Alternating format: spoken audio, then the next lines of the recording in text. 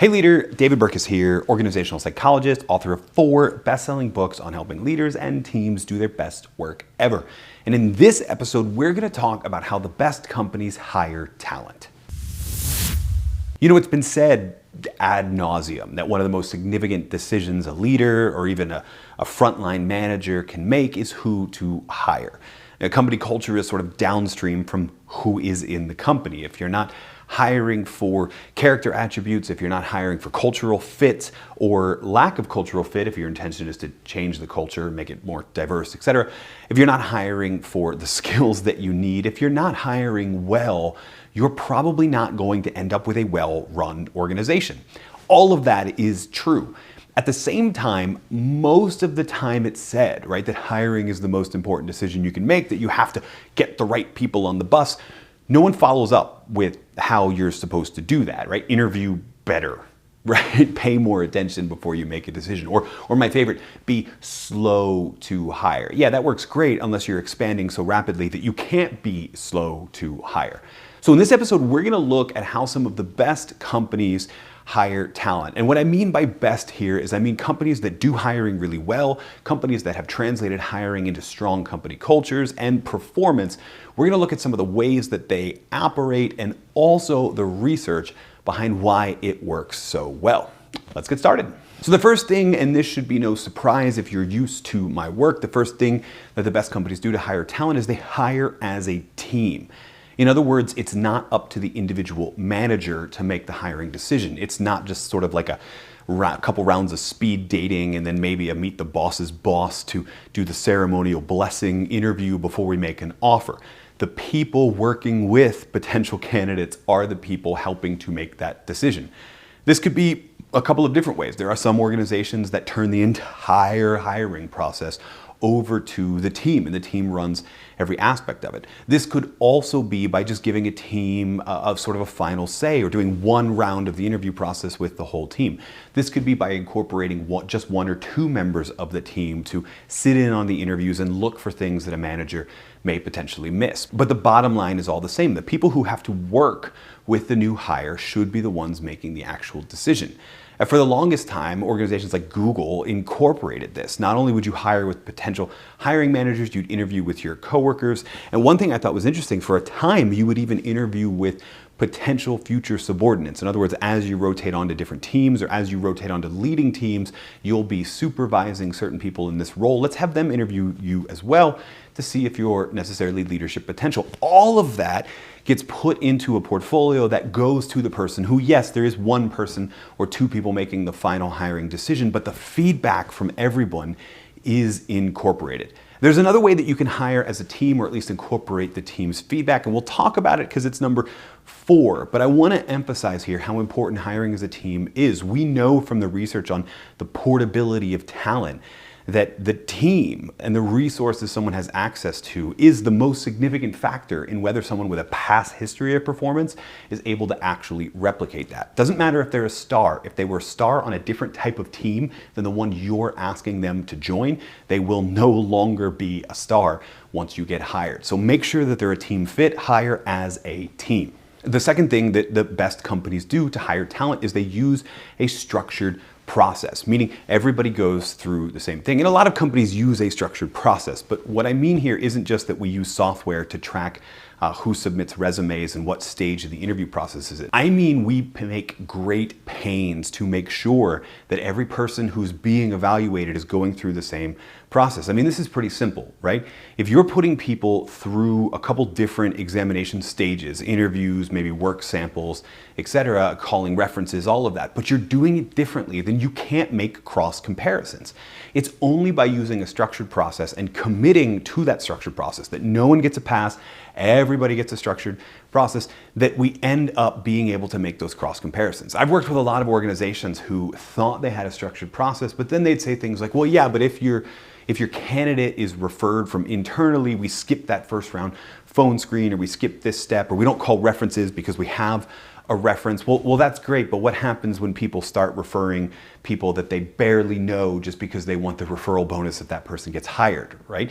You're not gonna find out who the best candidate is unless you put everyone through that same process. So have that structured process. And while you're doing that, make sure that the structured process is going to examine every aspect of what it's gonna be like to work with this person and what that person is going to be doing, which leads us to the third thing that the best companies do, which is they use more than an interview process. I've actually never understood this one. I don't know where interviews came from. I've been researching this for over a decade, and the best thing that I can think about is that back in the day when most organizations were, just run by one family, and we just had to start bringing people from outside in to grow an organization. And we're talking industrial era, 200 years ago.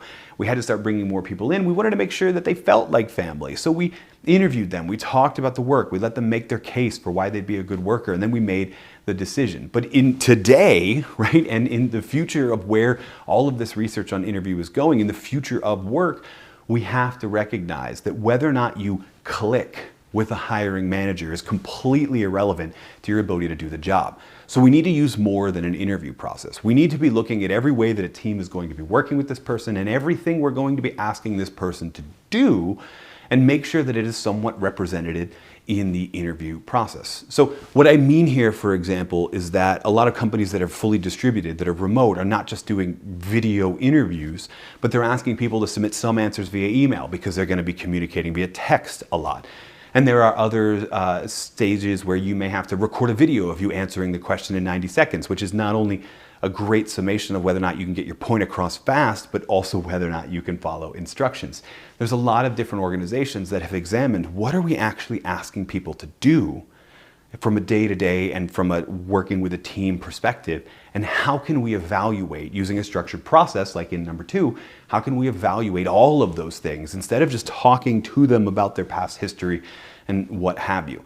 So use a structured process, that was number 2, but make sure your structured process involves way more than just interviews. And the fourth and final thing that the best companies do to hire talent is that they offer a trial or a probationary period or some way of figuring out it's a fit, and also maybe some way of letting people who know it's not a fit step back or step away from the role. I wrote about this in my 2016 book, Under New Management, in a couple different ways.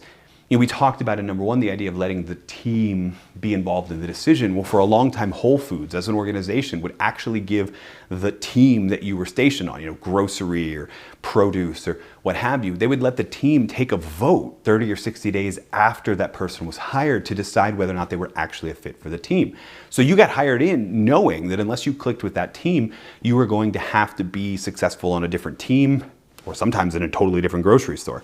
And other companies have been doing it, even longer. Zappos, the organization famous for customer service, one of the things they start all employees with is in the call center doing the customer service calls, no matter what your job is. And then after you've gone through that initial training where you understand the company and you understand the importance of customer service, you're made an offer to whether or not you want to walk away. And this isn't just tempting you with some money so that you stay more committed afterwards, although there's some psychological research that supports that idea. The idea is that when we make a decision to hire somebody and only then find out they're not a good fit, we often succumb to a sunk cost fallacy. We often say, hey, we put so much into finding this person, let's just see if we can make it work out. When it's obvious, usually in the first 30 to 60 days, whether or not somebody is going to work out, but we don't actually call it there. And so what I mean here when I say offer a trial is don't be mean and offer probationary periods, try and get some free work or anything like that. What I mean is that hiring doesn't stop when an offer letter is sent. Hiring continues until we're confident that that person is a good long-term fit for the organization. And that means giving them opportunities and giving yourself an opportunity to circle back if it's obvious that that person's not a fit, and invite them to be successful in a different organization, which is not only what's best for you and your team, but what's best for them as well. Now, if you take all of these things together, right? If you hire as a team because individual performance is a function of team fit, and you use a structured process so that you can make cross comparisons between candidates, that structured process goes beyond just the normal interview. And then you also provide an off-ramp or a trial period where people who decide it's not a fit are not shamed for calling it that early, and managers who realize they made the wrong decision have an opportunity to correct it before we sink even more costs into this poor decision. You take all of those things together and yeah, your hiring process will get better. And if you do these 4 things, you not only shorten your odds and make it much more likely that you'll hire the best people,